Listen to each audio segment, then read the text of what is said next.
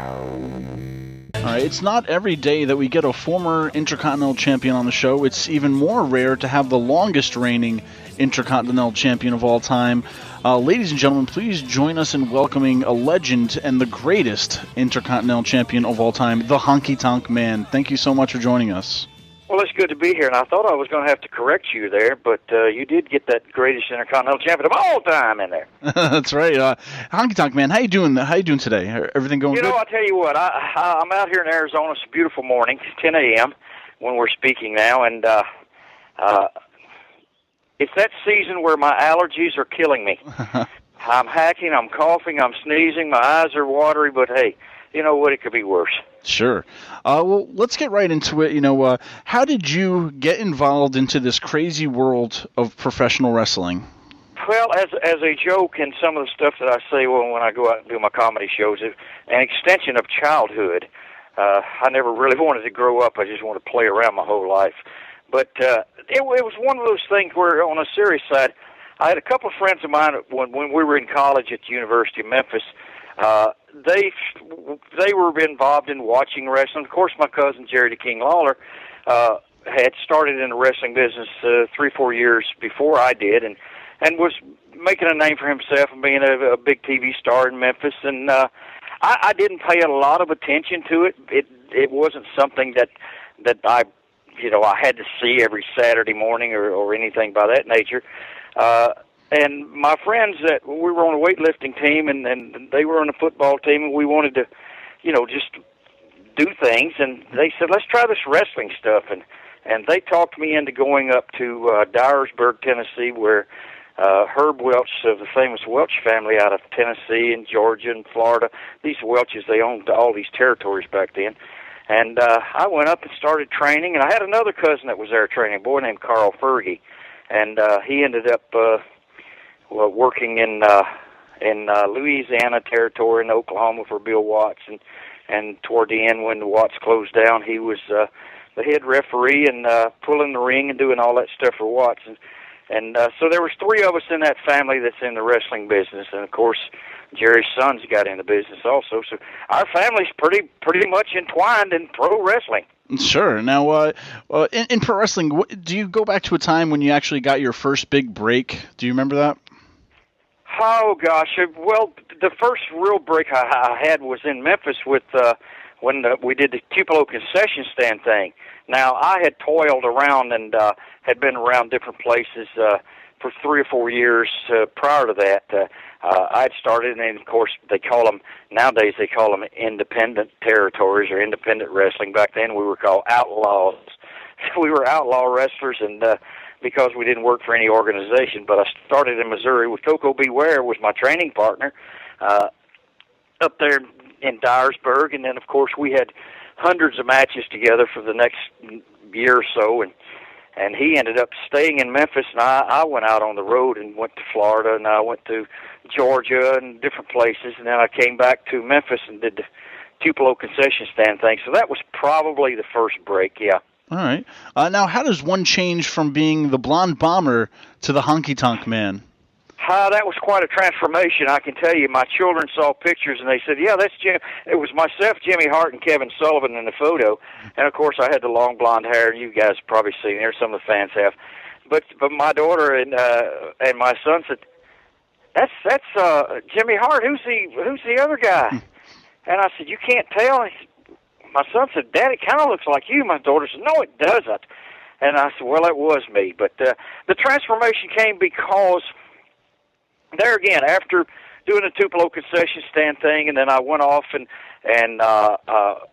myself and Larry Latham Spot Moondog, we were the tag team all around the South and tried to, keep that our blonde bomber thing going. But Dutch Mantell needed a partner in Puerto Rico, and I ended up leaving Larry and going to Puerto Rico. And when I came back, I really needed something different. The blonde hair and all this, just it was one of those things that had run its course with me.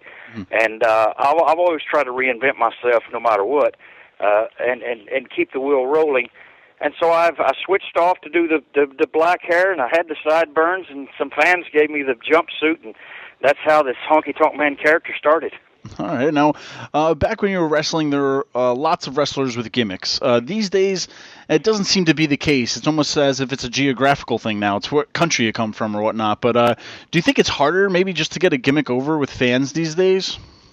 I think you can, given it has to be the right one, you know. And let me put it this way: I've had 5, 6, 7, 8 different things I tried to do before this one Honky Tonk Man thing. It hit, it clicked, and to find that one, you have to try. I tell the kids nowadays, try everything, try a lot of stuff. Find that one that you can do within yourself, and then you can project it to the fans. Mm-hmm. And if the fans believe in what you're doing, and you can show that you believe in it, you have a much better chance. I wish the gimmick wrestlers would come back. I'm really tired of seeing the cookie cutters. Everyone is tanned and, you know, real thin and muscular and all tattooed up. And, you know, let's get some costumes. Let's get some glitz and some glamour. We're in show business. Let's make it that way. Exactly. Now, when you got the call to come to WWE, how much input did you get for your character? It was totally mine. That was something that back when we were all there together, our characters had already been developed over a period of time, and I had worked on this Honky Tonk Man thing for about 5 years before I was ever seen on the main stage out of the New York territory. So, you know, I had perfected the gimmick. I knew how I wanted it to work. I knew how I could make it work. Now, Vince is very good at this, and he always, when he wants to tweak a gimmick or he wants to tweak a personality or a persona, he can do it, and he's really, really good at it. And he tweaked it a little bit, and but otherwise he just let us run with it. I mean, he let Hercules be Hercules, and Ravishing Rick Rude was Ravishing Rick Rude, and you know, the Hulkster was Hulkamania was running wild. You don't have to tweak that. So we were just given that opportunity, and but keep in mind now we were all seasoned veterans. There wasn't anybody. I think Paul Roma was like the youngest guy in the locker room. He'd been around 4 or 5 years, but everyone had been around 10, 15, 18 years. So we were seasoned pros. Sure. Now, we stated earlier in the show, obviously, you were the longest reigning Intercontinental Champion of all time. But was there ever a true end game to your reign, or did it bother you maybe how you lost your title to the Ultimate Warrior? No, the Ultimate Warrior thing was that was the one time that I had creative control. That I was told by the WWE, well, look, we need this guy over, and you know, this is what we need. And I said, sure, let me do it my way. And they gave me creative control of the whole idea of the short match, and everything was all my idea, and they let me do it, and I think it worked very well for everyone involved. I mean, do you ever want to give up a big paycheck? And I was doing very, very well financially with the Intercontinental belt. Not like the world's title, or not like working against Hogan, but I mean, to be in that second slot there was a pretty good place to be. And could it have gone longer? I'm sure it could have. Would it have gone for another year? Maybe. Who knows? And then who would you have lost it to would be another question. And I think, you know, we all had questions about the Warrior at that point in time, but obviously he was the right person for it. Sure. You know, now the Intercontinental Championship used to have a lot of prestige, and most people consider that if you held the IC title, that you were the next in line to be for the WWF Championship. Were there ever any talks about maybe the Honky Tonk Man being a WWF World Heavyweight Champion? No, and you know, if you really look back at it, Pat Patterson, who created the belt, was never the world's champion. Mm-hmm. Don Morocco had the belt, never the world's champion. Greg Valentine, never the world. Tito Santana. The list goes on and on. It wasn't until, I think maybe, was it Brett, or I think Brett was the guy, or no, Warrior, and then it started to be like world's champions after that. They were kind of groomed for it, but no, I was never considered for that. Back then, it was Hulkamania, man. That was just it. It was it. I didn't know, why would you want to change something that's, you know, 20,000, 25,000, I saw 70,000 people over in Toronto for that big thing with Paul Orndorff and Hogan just when I started coming into WWE. So I mean, man, if you're clicking like that, you leave it alone. Sure. Now, other than yourself, who would you consider a great Intercontinental Champion? Oh, there were so many. Rick Rude was a good champion. Of course, Macho Man was.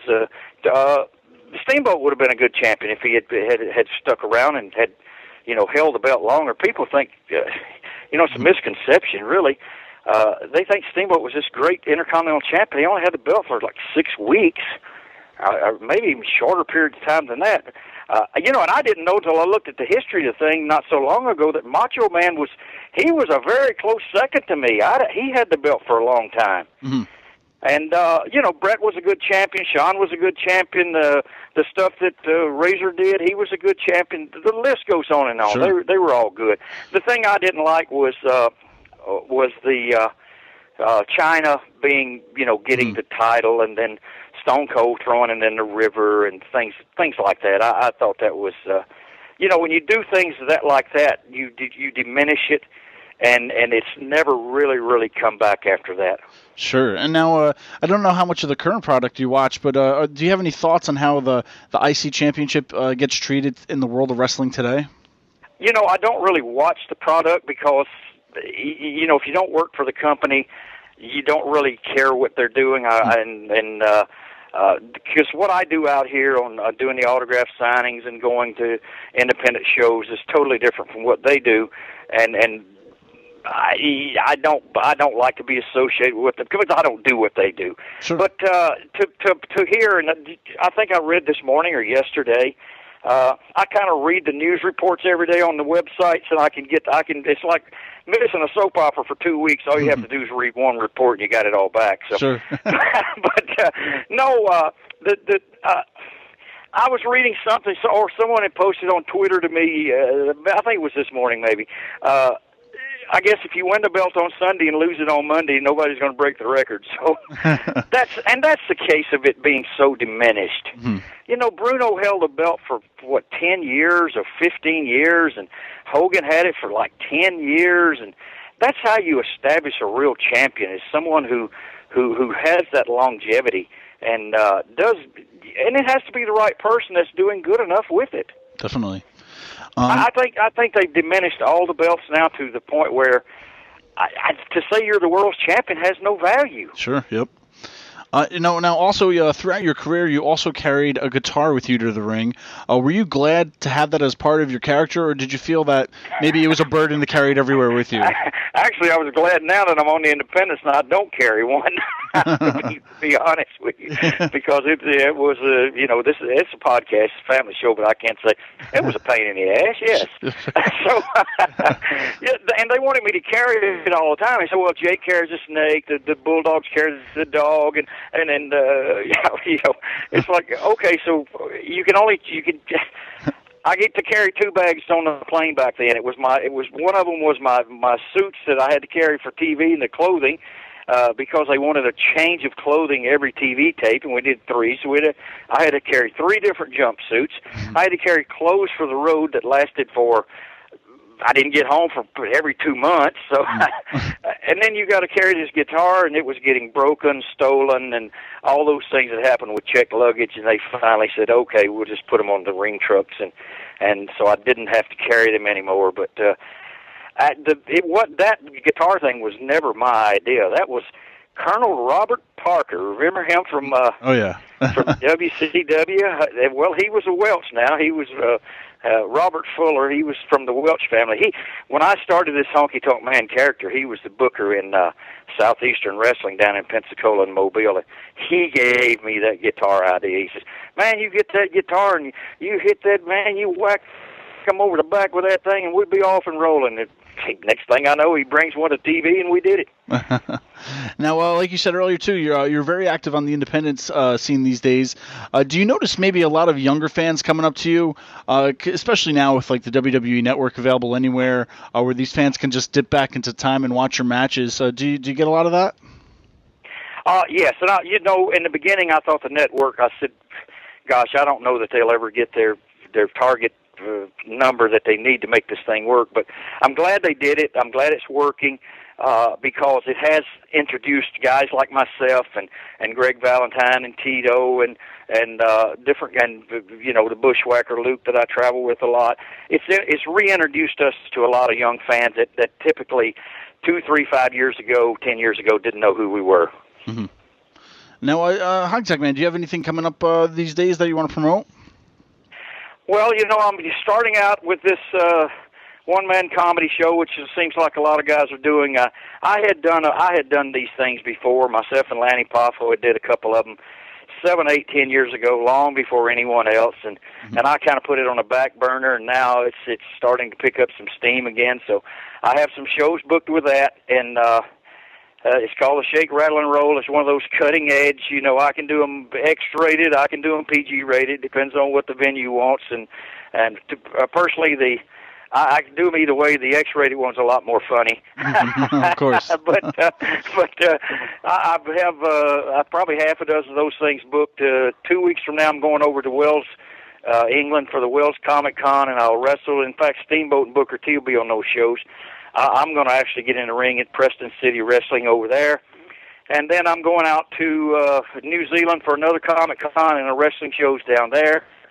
So I stay on the road as much as I want, and it's one of those things where I'd love this business so much I would do it every day of my life if the airplanes weren't so packed with people. Yep. It's a chore just to go to the airport and fly. And I'm living out here in Phoenix. There's no work out west. There's nothing out this way. There's nothing really in L.A. or Utah or Idaho or Colorado. So everything I have to fly back to the East Coast, and that's 5 hours, 4.5 hours going over, 5 hours coming back. So it's a chore. Sure. And now, in the world of social media and whatnot, where can the fans keep up with you these days? Well, the best thing now is, of course, this Twitter, that the official HTM. I've over 100,000 people on there with me, and then the Facebook thing works pretty good. And some of the fans don't understand. I'm in the wrestling business to make money, so I advertise things on Twitter and Facebook, like the T-shirts and the photos and the little guitars that I sell on, all these things I sell on eBay. But if you don't promote it, if they don't know you're there, they're not going to show up for the event. So some guy says, do you ever do anything other than just promote your products? Well, what other thing is there other than promote myself? Exactly. So, but yeah, and I'll let you guys know this. I stopped doing podcasts because I had my own podcast going at one time, and we had over 100,000 listeners live on Wednesday nights. It was really something, and I worked very hard at it. Didn't get a lot of reward out of it, so I dropped it. I finally gave up on it, and then other people came along with podcasts and started. And after I did mine, it was hard for me to get WWE talent, hard for me to get guys on. And so, because I was controversial and cutting edge, and they were afraid of ambush journalism. Yep. So I said, heck, these guys didn't want to do my show, I won't do anymore. And I had promised one of the fellas that I would do his show when it was all said and done, and Colt Cabana, and he held me to it about 6 months later, and I did his, and I did Jimmy Cornette. I did one a few weeks ago, and now I'm doing yours. So I have not done a lot of these things. Well, we really appreciate your time and for doing another wrestling podcast. Thank you so much. Yep, another wrestling podcast. We thank you so much. Yeah. I did a little research, and I looked. I said, "Now, what is another?" And the name itself, kind of caught me by surprise. It's like another wrestling. I like this, another wrestling podcast, because that's a great name. Thanks. Well, I mean, when we were looking at, for names, everybody's got like the Armbar podcast, or they were coming up with moves and whatnot. And I was like, let's just make it funny, because everybody's going to ask what you're listening to. We could tell them you're listening to another wrestling podcast. And yes, and absolutely. And the particular name itself is the one that caught my eye. And so, yes, I've enjoyed being on with you guys, and I appreciate it. And to all the fans out there, no matter how bad the product is, it's still better than anything else.